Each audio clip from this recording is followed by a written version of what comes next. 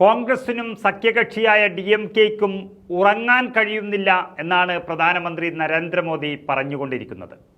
എന്നാൽ തെരഞ്ഞെടുപ്പ് പോരാട്ടം നടത്തി നരേന്ദ്രമോദിയെ വീട്ടിലെത്തിക്കുന്നത് വരെ ഞങ്ങൾ ഉറങ്ങില്ല എന്നാണ് MK സ്റ്റാലിൻ്റെ മകൻ ഉദയനിധി സ്റ്റാലിൻ അതിന് മറുപടി നൽകിയത്.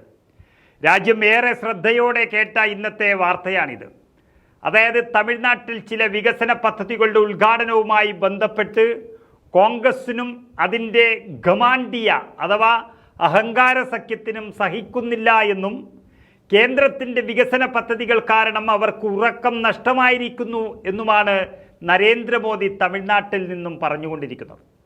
വികസനത്തെക്കുറിച്ച് സംസാരിക്കാൻ കോൺഗ്രസിന് ശക്തിയില്ല. വികസന പദ്ധതികൾ ഉദ്ഘാടനം ചെയ്യുമ്പോൾ അതിനെ തെരഞ്ഞെടുപ്പ് തന്ത്രം എന്നാണ് അവർ വിളിക്കുന്നത്. നിഷേധാത്മക നിലപാട് മാത്രമാണ് കോൺഗ്രസിൻ്റെയും സഖ്യത്തിൻ്റെയും യഥാർത്ഥ സ്വഭാവമെന്നും പ്രധാനമന്ത്രി പറഞ്ഞ് ആക്ഷേപിച്ചിരുന്നു. വീണ്ടും പ്രധാനമന്ത്രി അത് തന്നെയാണ് തമിഴ്നാട്ടിൽ വന്നാൽ ആവർത്തിച്ചുകൊണ്ടേയിരിക്കുന്നത്. DMKയ്ക്കും സഖ്യത്തിനും ഉറങ്ങാൻ കഴിയുന്നില്ല എന്ന പ്രധാനമന്ത്രിയുടെ വാക്കുകൾ പതിവായതോടെയാണ് എല്ലാം എടുത്തിട്ട് ഉദയനിധി സ്റ്റാലിൻ ഒന്ന് കുടഞ്ഞത്. നിങ്ങളെ തിരികെ വീട്ടിലെത്തിക്കുന്നതുവരെ ഞങ്ങളുടെ ഉറക്കം നഷ്ടപ്പെട്ടിരിക്കുകയാണെന്നും BJPയെ തിരികെ വീട്ടിലെത്തിക്കുന്നതുവരെ ഞങ്ങൾ ഉറങ്ങാൻ പോകുന്നില്ല എന്നും ഉദയനിധി നരേന്ദ്രമോദിയെ വെല്ലുവിളിച്ചിരിക്കുന്നു. 2014 ഗ്യാസ് സിലിണ്ടറിൻ്റെ വില 450 രൂപയാണെങ്കിൽ ഇന്നത് 1200 രൂപയാണ്. തെരഞ്ഞെടുപ്പ് വന്നതോടെ നരേന്ദ്രമോദി നാടകം ആരംഭിച്ചു. സിലിണ്ടറിന് 100 രൂപ വില കുറച്ചു.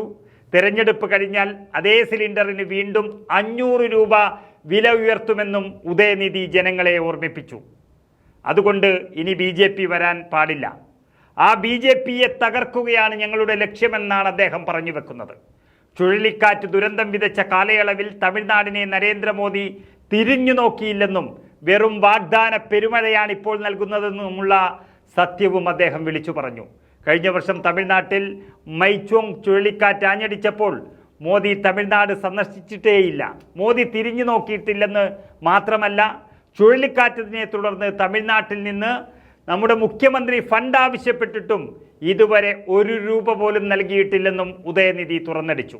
ഇപ്പോൾ തെരഞ്ഞെടുപ്പാകുമ്പോൾ ഓരോ കുത്തിത്തിരിപ്പുമായി വന്നിരിക്കുന്നു എന്നുള്ളതാണ് മോദിയെ തകർത്തെറിഞ്ഞ ഉദയനിധിയുടെ വാക്കുകൾ.